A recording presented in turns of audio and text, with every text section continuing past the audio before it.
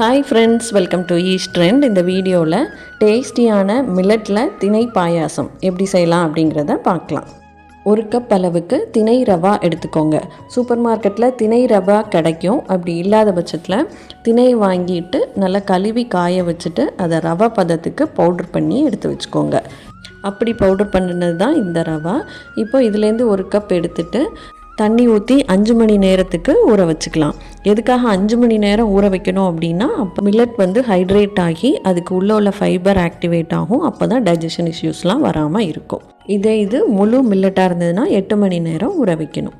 இப்போ 1 கப் அளவுக்கு நாட்டு சர்க்கரை எடுத்திருக்கேன். அதில் ஒரு 1/2 கிளாஸ் அளவுக்கு தண்ணி சேர்த்துட்டு நல்லா கொதிக்க விடலாம். இந்த அளவுக்கு நல்லா லிக்விட் ஆயிடுச்சு. இப்போ இந்த சமயத்தில் அடுப்பை ஆஃப் பண்ணிவிட்டு இதை ஃபில்டர் பண்ணி இது ஓரமாக வச்சுக்கலாம். இப்போது பேனில் பாசிப்பருப்பு சேர்த்துக்கலாம். பாசிப்பருப்பையும் நீங்கள் 1 ஹவர் ஊற வச்சுருந்தீங்க அப்படின்னா ஈஸியாக குக் ஆயிரும். இப்போ ஊற வச்சுருந்த தண்ணியவும் சேர்த்தேவும் நம்ம குக் பண்ணலாம். மில்லட்டில் ஊற வச்ச தண்ணியை சேர்த்தே குக் பண்ணும்போது அதோட ஃபுல் நியூட்ரிஷன் நமக்கு கிடைக்கும்.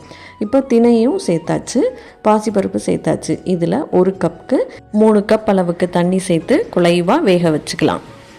இது நீங்கள் குக்கர்லேயும் மூடி போட்டு ஒரு 3 விசிலுக்கு குழைவாக வேக வச்சு எடுத்துக்கோங்க. இந்த அளவுக்கு குழைவாக வெந்ததுக்கப்புறமா நம்ம செஞ்சு வச்சுருந்த சிரப்பை சேர்த்துக்கலாம்.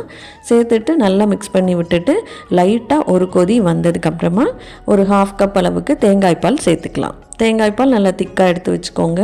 தேங்காய்ப்பால் சேர்த்த உடனேவும் அடுப்பை ஆஃப் பண்ணிக்கலாம். இப்போது நெய்யில் முந்திரி பருப்பும் சின்ன சின்னதாக கட் பண்ணின தேங்காய் பீஸையும் சேர்த்துட்டு வறுத்துட்டு சேர்த்திங்க அப்படின்னா ரொம்ப டேஸ்டியான அதே சமயம் ஹெல்த்தியான பாயாசம் ரெடி. திணை எந்த ஸ்வீட் செஞ்சாலும் மில்லட்டில் திணை சூஸ் பண்ணுங்கள், ரொம்ப டேஸ்டியாக இருக்கும். கண்டிப்பாக இந்த வீடியோ உங்களுக்கு யூஸ்ஃபுல்லாக இருக்கும் அப்படின்னு நான் நினைக்கிறேன். இந்த வீடியோ எப்படி இருந்தது அப்படிங்கிற உங்கள் ஃபீட்பேக்கை எனக்கு கமெண்ட் செக்ஷனில் சொல்லுங்கள். இந்த வீடியோ பிடிச்சிருக்கு அப்படின்னா மறக்காமல் நம்ம சேனலுக்கு சப்ஸ்கிரைப் பண்ணுங்கள். தேங்க்யூ.